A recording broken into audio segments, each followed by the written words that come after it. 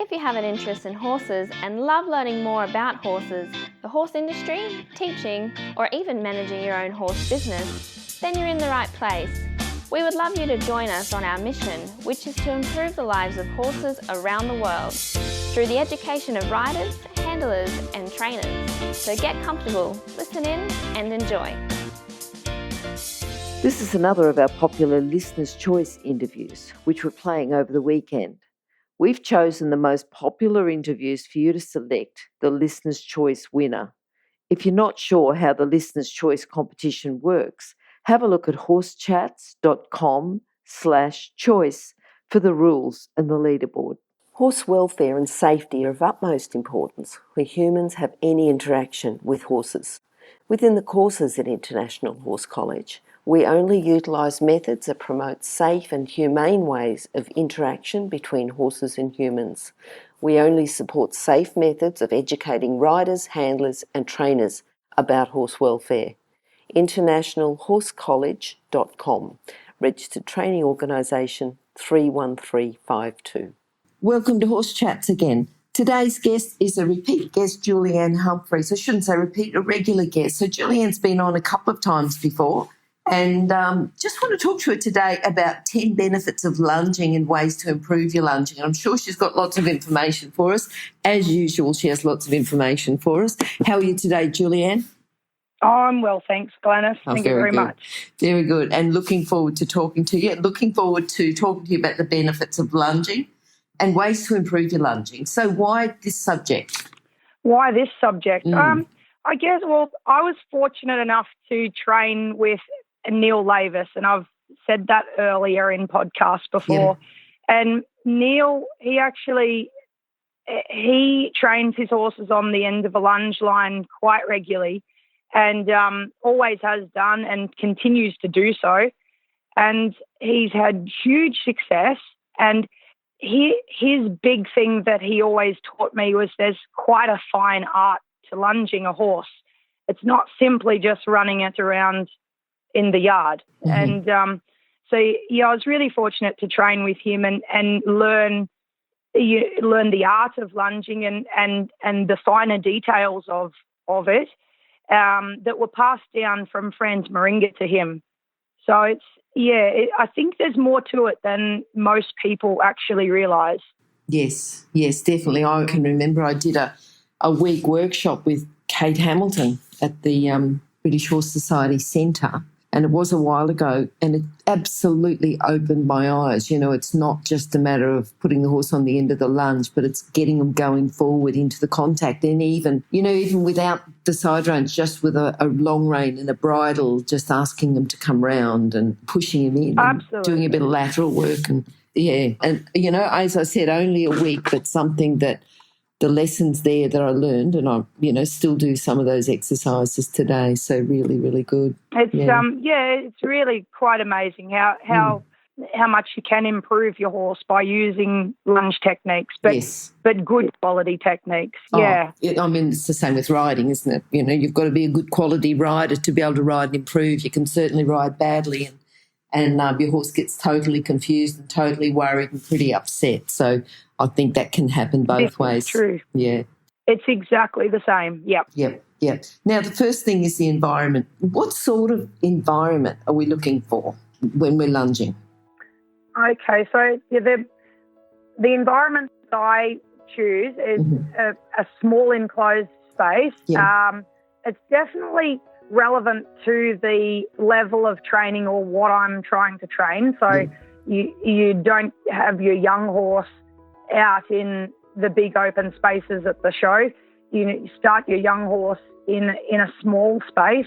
Doesn't matter if it's a round yard or a square yard, just a small space.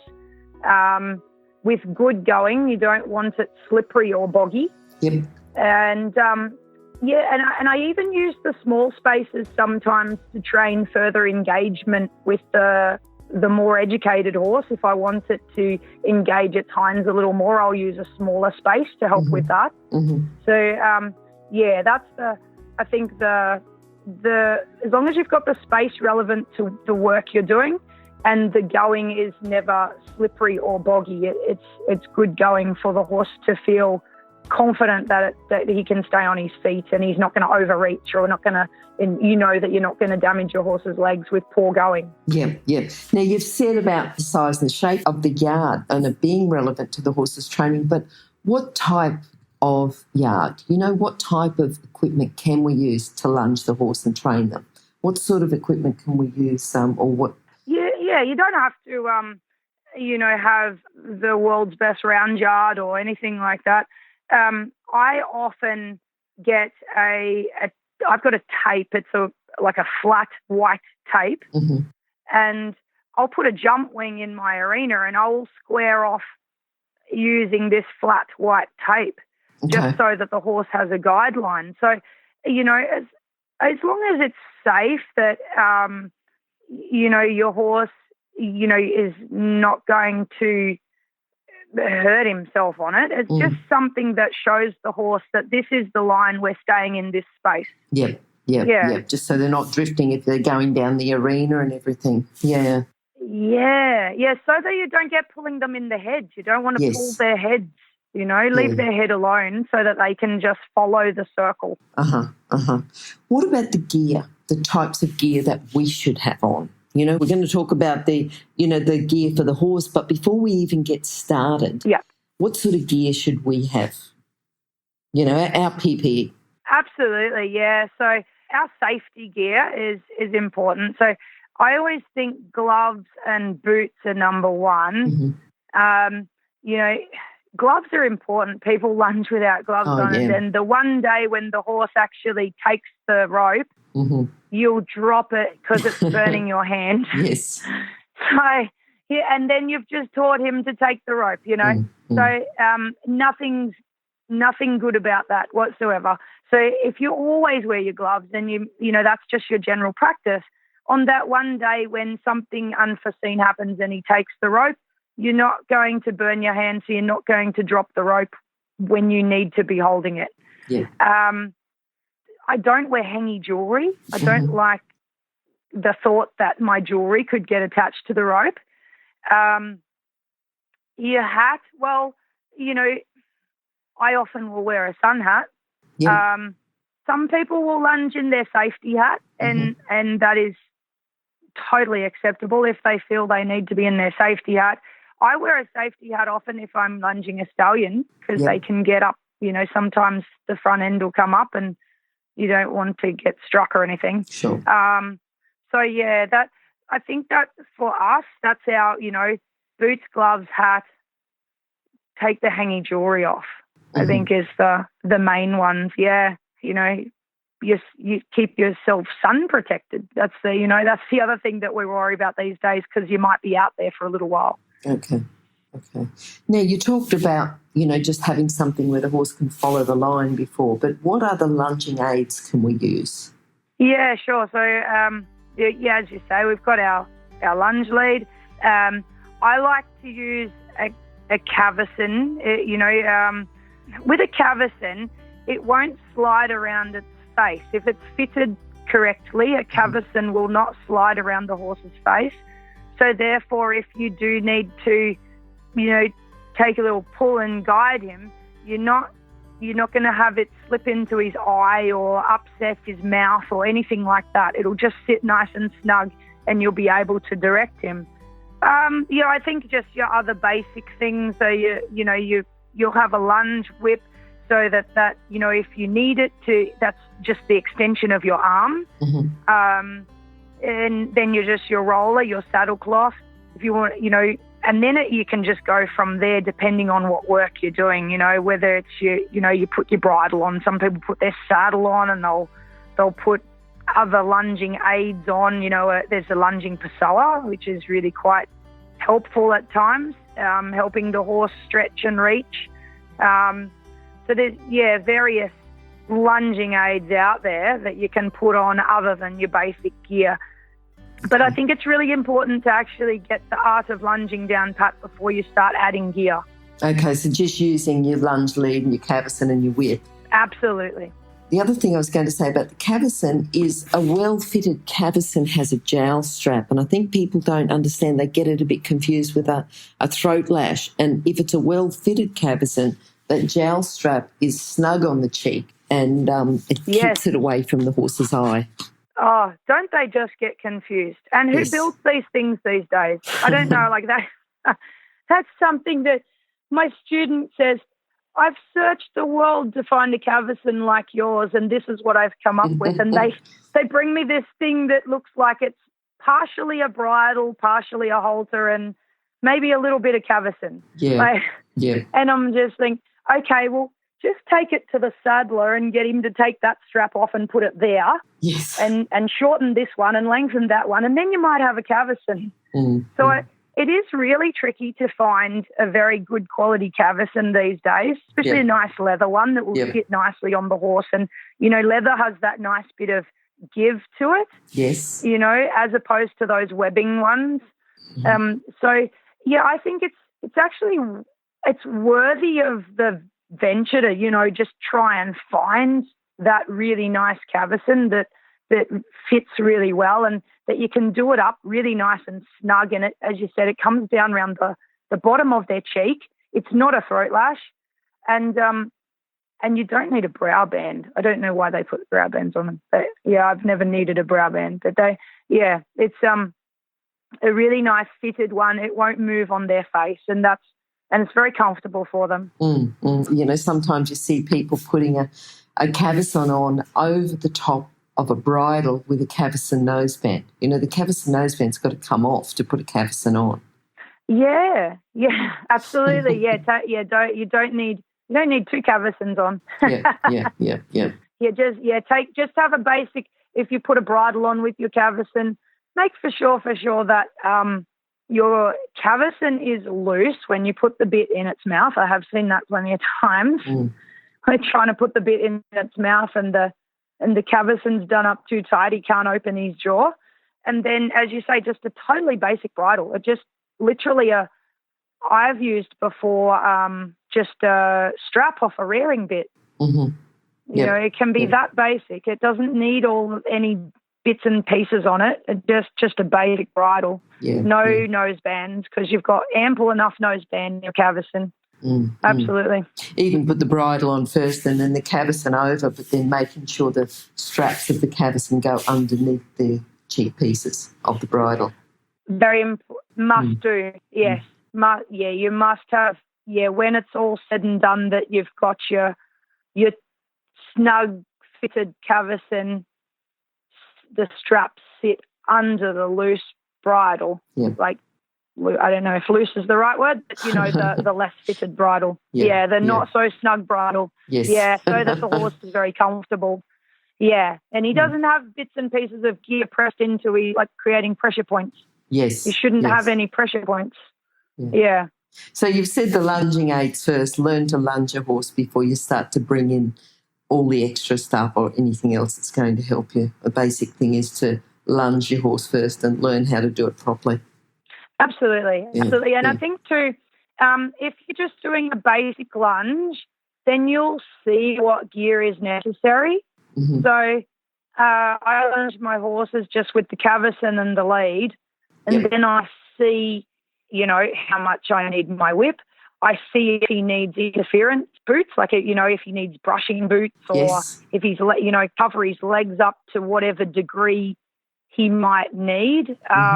You know, some horses, they won't ever get a brushing mark on them or an overreach mark or anything like that. But then other horses, you know, they've been the boot king. You know, they've got every boot under the sun that they work in. And if you don't work them in all those boots, then it's actually quite detrimental to them. You know, they'll knock themselves around. But if you can train them well, eventually they'll muscle up and those interference injuries become minimal, you know. But definitely you'll see when you're lunging the horse if it needs some boots or if it needs, you know, a sole on it to help build some muscle, or, you know, what you'll see what is necessary before you don't just randomly put gear on. Just only put on what's necessary. What you need. Absolutely. If you're an equestrian coach or a horse riding instructor, or even if you aspire to be one, have a look at the free video series for horse riding instructors on the Horse Chats website. Go there now, have a look, horsechats.com. What about poles? What can we do to help poles? Like poles, like jump rails on the ground. Yeah. How can they help? I've seen the most amazing work done with horses on lunge over the poles. You can do anything from just simply make it less boring to help the horse with accuracy, even help train the lunge master, the person lunging the horse. You can train them to be more accurate with their lunging if you actually use poles. And, because they've got a directive, they've got to take that horse to the middle of the pole. Mm-hmm. And so the person lunging learns to be better at lunging. The horse learns to, take that direction, and he'll go to the middle of the pole, and you'll see his stride lift. Yep. So I've seen people practice their, getting a bit of cadence in their horse's stride. Mm-hmm. I've seen people, getting the horse to be so much more elastic using poles. Even things like teaching them not to rush the pole, or teaching them not to, you'll see some people when they're riding their horse, they'll come to the jump or the pole and the horse will raise its head. Mm-hmm. You can teach it to keep its nose low to the pole like it should. Yep. So then when you get on it, it actually knows its job. And so you're not, so that the horse doesn't end up blaming you for what's going on when it's going over the pole. Yeah. So because you're not on it, you're just directing it. And, you could put, let's say, for that instance, your Pessoa lunge aid on and go to the pole, and the horse has got its, in a reaching position over the poles. Mm-hmm. And after you do that a few repetitions, you get on your horse and it does beautiful pole work when you're sitting on it. I suppose it gives them the confidence, doesn't it? It does. It teaches them their job. And so you can get on and just ride nicely. And, before you know it, your pole is, 4 foot off the ground, that you're jumping a 4 foot oxer, and the horse just takes it in his stride because you've taught him his job. Yep. Yeah. Now, if someone's listening and they go, but we still haven't really talked about why we lunge, when would we lunge? When would you say, well, today I'm going to lunge, or now I'm going to lunge? This is the moment I need to lunge. What would those moments be? Yeah, absolutely. So I think I think the most basic lunge, or one of the most basic lunges, would be simply to assess that your horse is on the aids and ready to ride. So he's not so fresh and so full of beans that, you get on him and have a difficult ride, or heaven forbid, a dangerous ride. Mm-hmm. So, for some of the riders, I think it even makes it nicer for the horse too. So instead of the rider getting on and trying to work through that freshness, and then you get your nice ride, I think better to, the rider is safe. And again, the horse is not blaming the jockey because the jockey's not on their back. Just run a bit of that steam off, get them so they're not fresh, and then you can get on them and get on with your work. Whatever whatever you wanted to school that day on your horse, you can get on, and you're not schooling fresh rubbish, if you like. Yep. You're actually schooling the task at hand straight off from when that you sit on its back, rather than, trying to fight through all that sort of fresh rubbishy ride first. Mm-hmm. So I think that's probably one that, many, many people could just take hold of. Other than that, there's reasons for lunging. You're checking for soundness. So you get to have a look at their stride. You can assess their stride, see if they're sound. Vets will often lunge your horse one way and lunge the other way to check for soundness. So it's really very, very handy if your horse already knows how to do that before, the vets come in and you're trying to check something about him. Clinically, and he doesn't even know how to lunge. That's really, really difficult. So it's much, much easier if he already knows how to lunge when you're checking for soundness.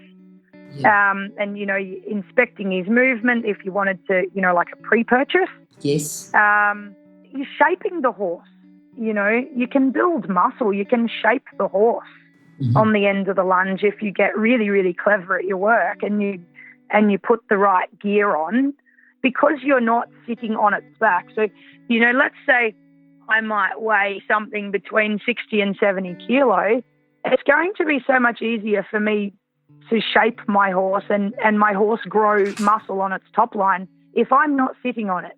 Okay. Yep. In a lot of cases, So I, even though my horse he's not the horse that you do a lot of lunging with, because he would get a bit, start looking for something better to do. But I do a little bit anyway, just to help warm his back and build his back muscles. And because I think, then I'm not sitting on him while he's warming up and building that muscle. And same with, the underdone horse that really is quite poor and needs a top line built up. He doesn't really have the top line to carry your 70 kilo around. Yes. Okay. So that's why I like to put him on the lunge and shape him first. Yeah. What about lunging riders? Why would we lunge a rider? Ah, yes. Well, that's something that I've done a lot of over the years, and I like to do this because when you get a rider on board that just simply, they would really benefit from not having to think about the control of the horse and even where the horse is going and what, just that they can simply think about improving their riding position. They can think about how to move their lower back and their pelvis with the horse. They can think about relaxation. There's all these things that they can absolutely nail if they're not also trying to get around the arena and control the horse and, maneuver it around, doing all of that side of it.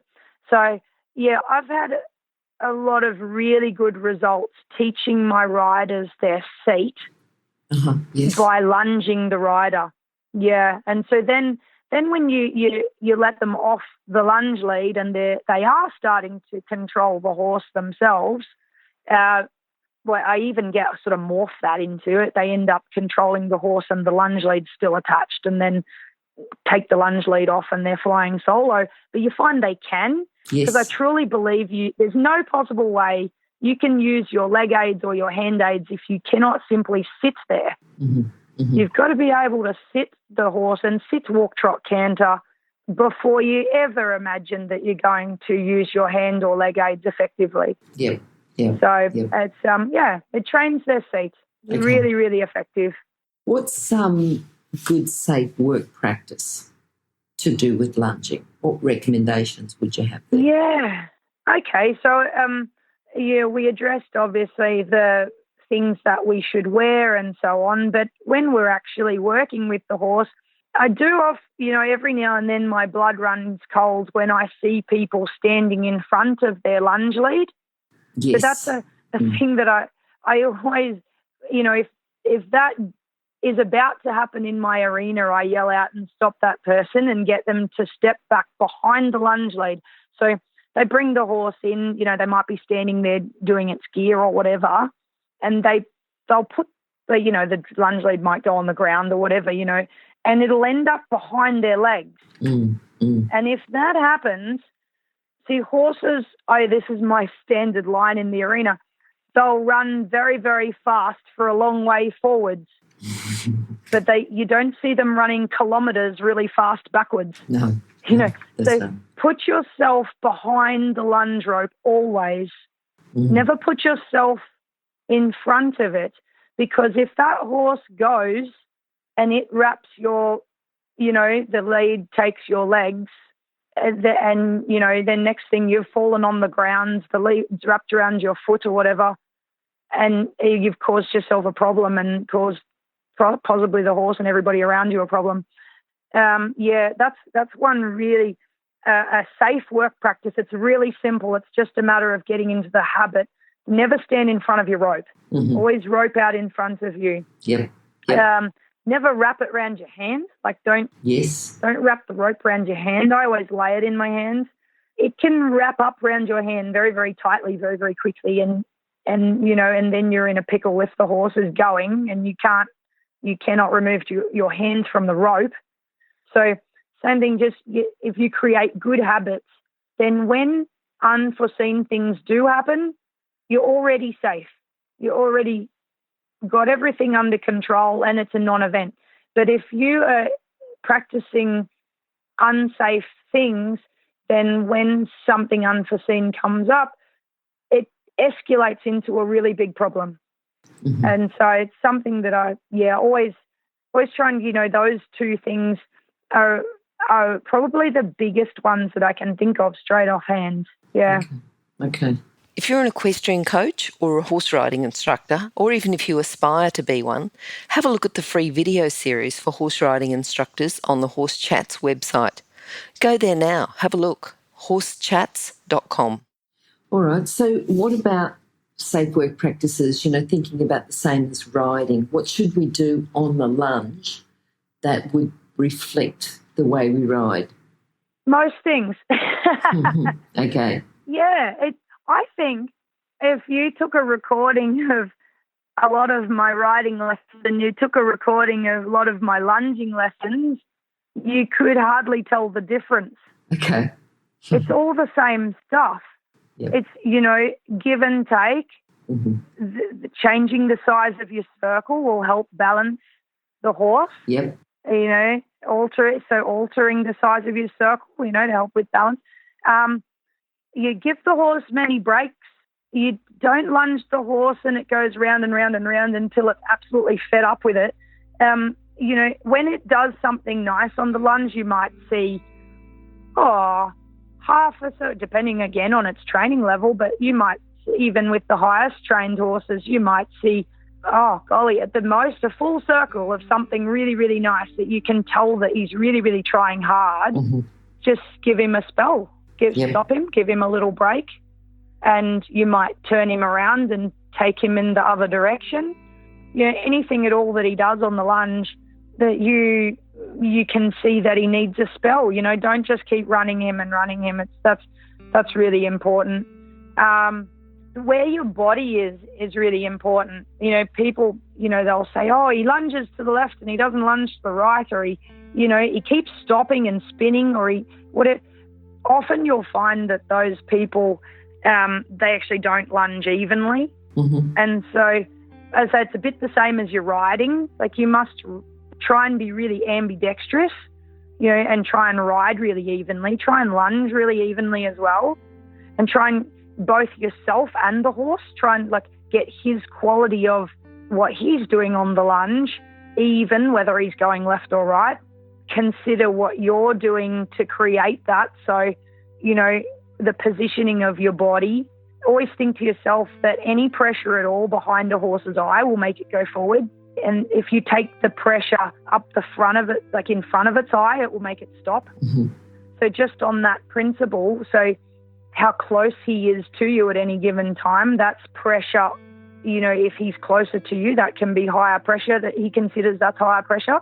When you let him out on a bigger circle, he might consider that it's not as much pressure. And then, of course, you might use your whip or whatever, but everything, you've got to position your body in relation to his eye. Mm-hmm. And so the rule of thumb, if you were looking at your textbook, is your triangle. Yeah. So your lunge lead will make one side of the triangle, and your whip would make the other side of the triangle, and your horse makes the bottom of the triangle. And I think people very easily lose sight of that, especially when they move their hands. They might not move their body, but they'll move their hand out in front of the horse's eye with the lead in it. Mm-hmm.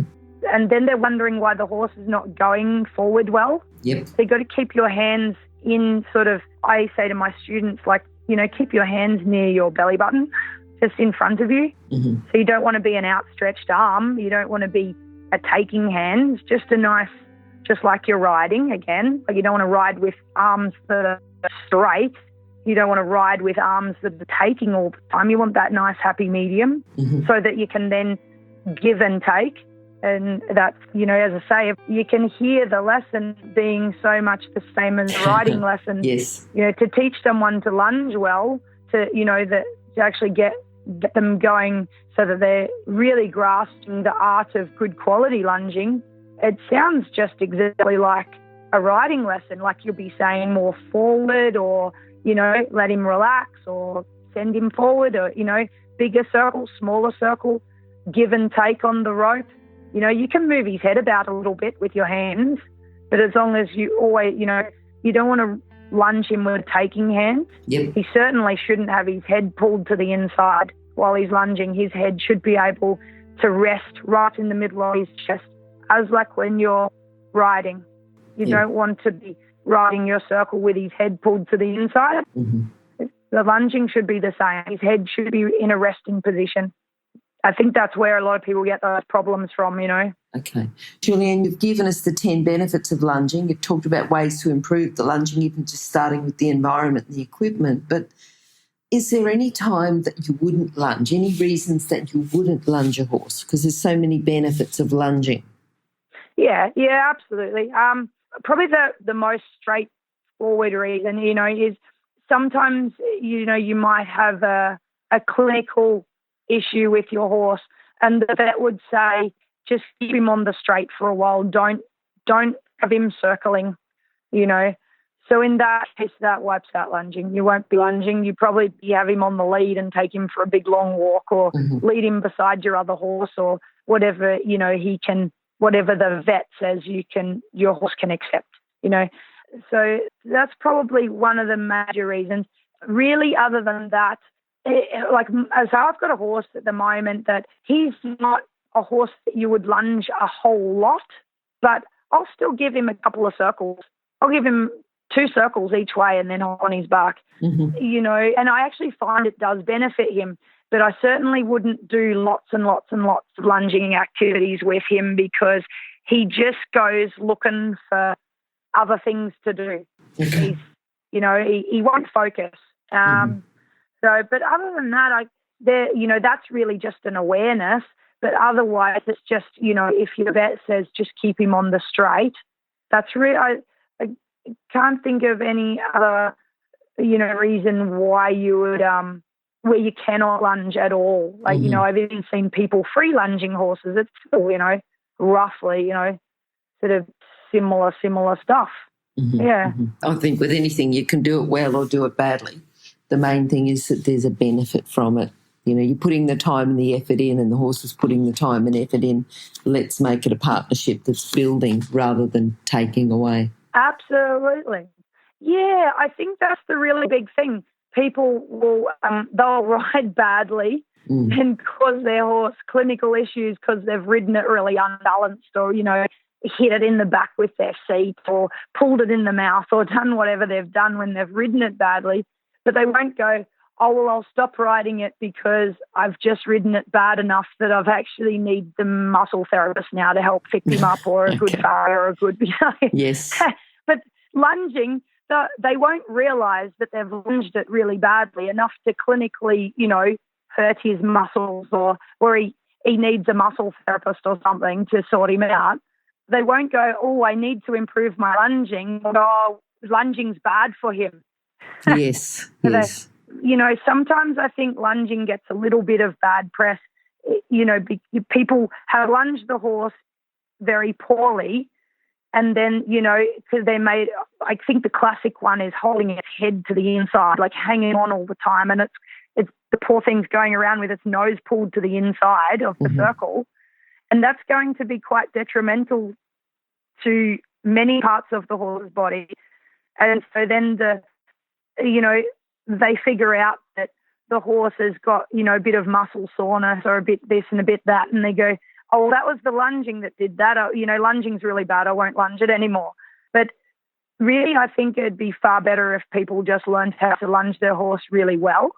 Yes. That's what I would like to try to, I guess, just open people's mind to the fact that you actually can improve your horse to such a massive degree in a lot of different ways, just through lunging really well, not through just simply lunging. If you lunge poorly, you'll get poor results. Sure.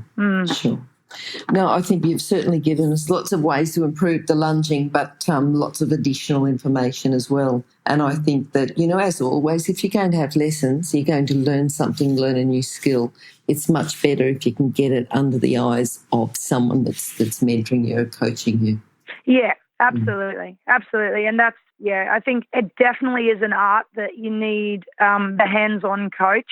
Mm-hmm. It's not something that you can sit on your couch and watch the video and then go out and give it a whirl out in the yard and then come back and watch the next video for the next step. It really needs to be corrected by it while it's happening. Yeah. Julianne, what's the best way for people to contact you? They can contact you with email, phone number. They can go to horsechats.com/Julianne Humphries, must be about 2-3, or just go and search for Julianne or search for Humphries on horsechats.com and they'll find you. But if they're going to contact you directly, what's the best way? Probably the easiest way is my email. ja@equestrianlessons.com.au. Okay, perfect. That would be, that's the easiest way to get me. No worries at all. All right, Julianne, good to talk to you again, and we'll look forward to catching up with you again soon. Thank you. Bye-bye. Thank you very much, Glenys. Bye. If you've enjoyed this chat, then please comment, rate and subscribe. If you'd like any changes or recommendations for guests, then please contact us through horsechats.com. And while you're online, have a look at the government-accredited courses at internationalhorsecollege.com. Registered Training Organisation 31352. Remember that our comments and instructions are general in nature and do not take into consideration your individual horses or your individual ability and circumstances. If you enjoyed this podcast, then please leave your comment below.